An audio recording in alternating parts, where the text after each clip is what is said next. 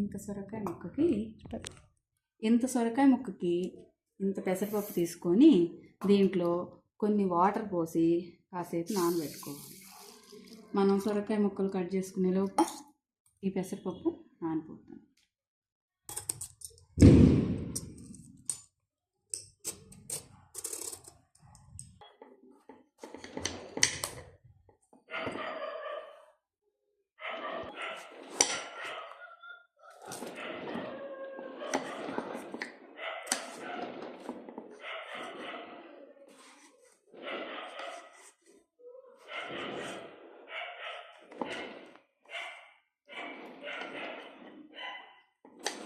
ఈ సైజు ముక్కలుగా కట్ చేసుకోవాలి. ఈ సైజు ముక్కలు అయితే సరిపోతుంది.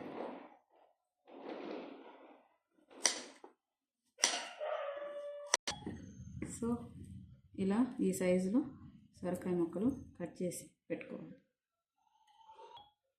ఈ సైజు ఉల్లిగడ్డ తీసుకొని సన్న ముక్కలుగా కట్ చేసుకోవాలి. సన్న ముక్కలు కట్ చేసుకోవాలి. కూడా యూట్యూబ్ ఛానల్ చేసుకున్న తర్వాత ఒక స్పూన్ ఆయిల్ వేసుకోవాలి. సరిపోతుంది.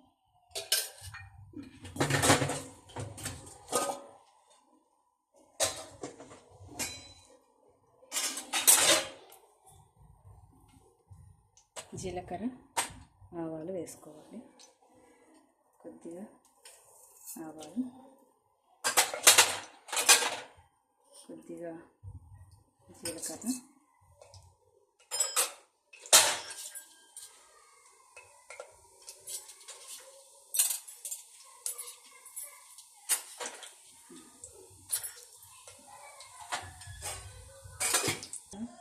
కరివేపాకు,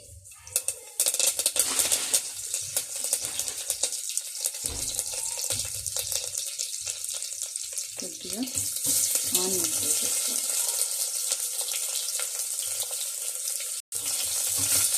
వీటిని బాగా ఫ్రై చేసుకోవాలి. లైట్గా బ్రౌన్ కలర్ వచ్చే వరకు ఫ్రై చేసుకోవాలి. అలా ఫ్రై అయ్యేటప్పుడు కొంచెం మనం ఏం చేసుకోవాలంటే కొంచెం పసుపు వేసుకోవాలి.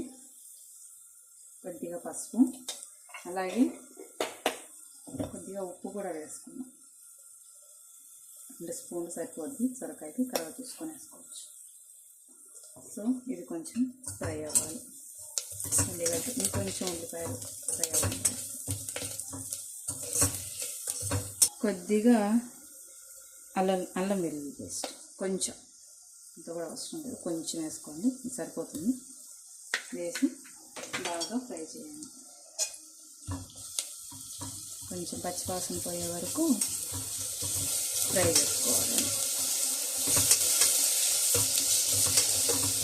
ఇలా ఫ్రై అవుతూ ఉన్నప్పుడు పచ్చివాసన పోయిన తర్వాత మనం ఇప్పుడు సొరకాయ ముక్కలు వేసేసుకోవాలి.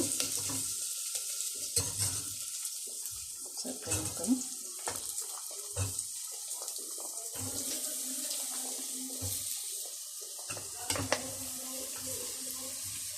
వెంటనే పెసరపప్పు కూడా మనం దీంట్లోనే వేసేసుకున్నాం. 2 కలిసి ఒకసారి ఉడికిపోతే వాటర్లో ఉంచి తీసేసి అలా వేసేసేయండి.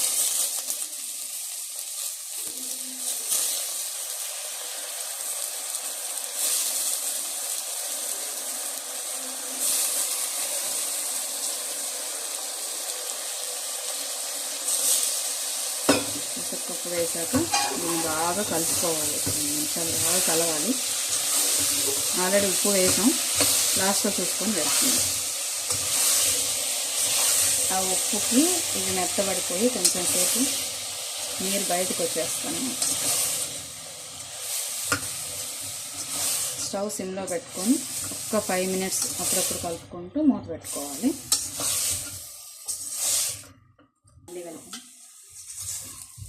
ఇలా కలిపిన తర్వాత విజిల్ పెట్టద్దు, జస్ట్ చేప అలా పెట్టేసుకొని వదిలేద్దాం. ఒక 5 మినిట్స్ సిమ్లో పెట్టి వాటర్ వచ్చే వరకు చూసుకుందాం. మళ్ళీ ఒకసారి బాగా కలుపుకోవాలి. చూసారుగా కొంచెం వాటర్ వస్తుంది. అలా కొంచెం సేపు సొరకాయలో ఉన్న వాటర్ అంతా బయటకు వచ్చేస్తుంది అన్నమాట. అప్పటి వరకు మనం కొంచెం సేపు మగ్గించుకోవాలి.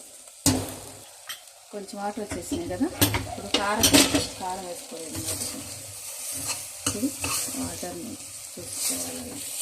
దీంట్లో ఇప్పుడు కారం వేసి ఒక 2 నిమిషాలు ఫ్రై చేయాలి.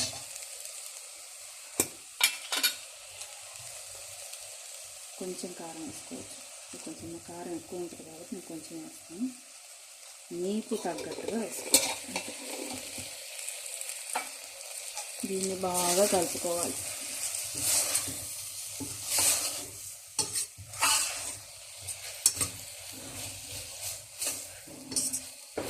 గ్లాస్ వాటర్ పోసుకోవాలి. జస్ట్ టీ గ్లాసు అయినా వేసేసి పెసరపప్పు ఉడకడానికి సరిపడా వాటర్ పోసుకొని ఒకసారి అలా కలిపేసి ఇంకా విజిల్ పెట్టేసుకుందాం.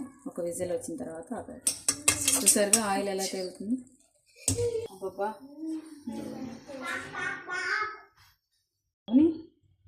దీనికి విజిల్ పెట్టేసుకున్నాం. ఒక్క విజిల్ సిమ్లో పెట్టుకొని ఒక 5 మినిట్స్ ఆగితే ఒక విజిల్ వచ్చిన తర్వాత బంద్ చేసుకున్నాం.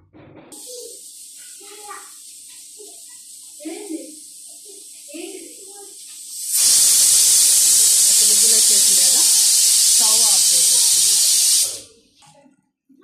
చూసారుగా మెత్తగా ఉడికిపోయింది కదా. ఇప్పుడు మనం తీసుకొని బౌల్లో వేసేసుకున్నాం. సొరకాయ కూర మొత్తం తీసుకొని మెత్తగా ఉడికిపోతుందండి. దేనికదే ఎక్కువ కలపకూడదు, పప్పుగానే ఉండవండి. చపాతీలో కానీ జొన్న రొట్టెకైతే ఇంక చెప్పక్కర్లేదు, ఆ టేస్టే వేరు. అసలు అంత టేస్టీగా ఉంటుంది జొన్న రొట్టెలోకి, చపాతీలోకి బాగుంటుంది.